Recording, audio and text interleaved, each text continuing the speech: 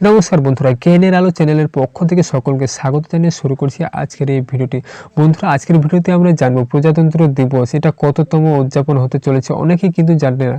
অনেকেই কিন্তু যদি আপনি জিজ্ঞেস করেন যে এটা ভারতের কততম প্রজাতন্ত্র দিবস, অনেকেই কিন্তু হিমশিম খেয়ে যান। ওকে, অনেকেই কিন্তু জানেন না।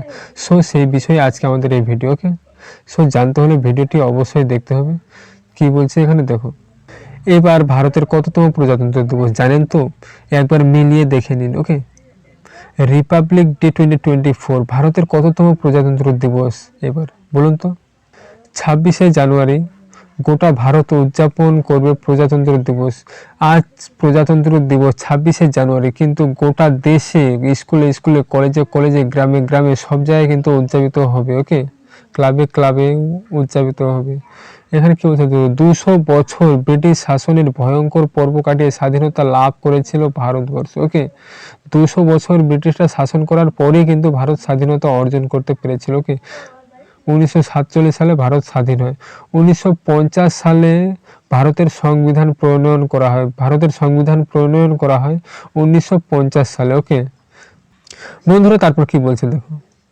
স্বাধীনতার এত বছর পরও এবার কততম প্রজাতন্ত্র দিবস তা বলতে অনেকেই হিমশিম খেয়ে যান।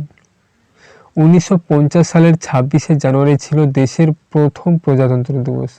তাহলে দেশের প্রথম প্রজাতন্ত্র দিবস পালিত হয়েছিল 1950 সালের 26শে জানুয়ারি। ওকে, এরপর 1951 সালের 26শে জানুয়ারি প্রথম প্রজাতন্ত্র দিবসের প্রথম বর্ষপূর্তি উদযাপিত হয়েছিল। ওকে, অনেকেই কিন্তু বার্ষিকী ও দিবসের মধ্যে গুলিয়ে ফেলেন নিজেকে, কিন্তু দুটো একেবারে আলাদা আলাদা। ওকে, সেটা সবার আগে মাথায় রাখতে হবে। 2024 সালে 26শে জানুয়ারি প্রজাতন্ত্র দিবসটি হচ্ছে 75তম প্রজাতন্ত্র দিবস। ওকে, কত? 75তম প্রজাতন্ত্র দিবস কিন্তু পালিত হতে চলেছে। ওকে, আর প্রজাতন্ত্রের 74তম বার্ষিকী উদযাপিত হতে চলেছে 74তম। ওকে, সব বন্ধুরা, তাহলে আমরা জানতে পারলাম যে এটি ভারতবর্ষের 75তম প্রজাতন্ত্র দিবস উদযাপিত হতে চলেছে। ওকে, সো বন্ধুরা, আজকের ভিডিও এই পর্যন্ত। ভিডিওটি তোমাদের কেমন লেগেছে অবশ্যই কমেন্ট করে জানাবে। আর এই চ্যানেলে নতুন হয়ে থাকলে অবশ্যই চ্যানেলটি সাবস্ক্রাইব করে রাখবে নিত্য নতুন আপডেট সবার আগে প্রতিদিন পেতে। ওকে, সো সকলে ভালো থাকবে, সুস্থ থাকবে। ধন্যবাদ।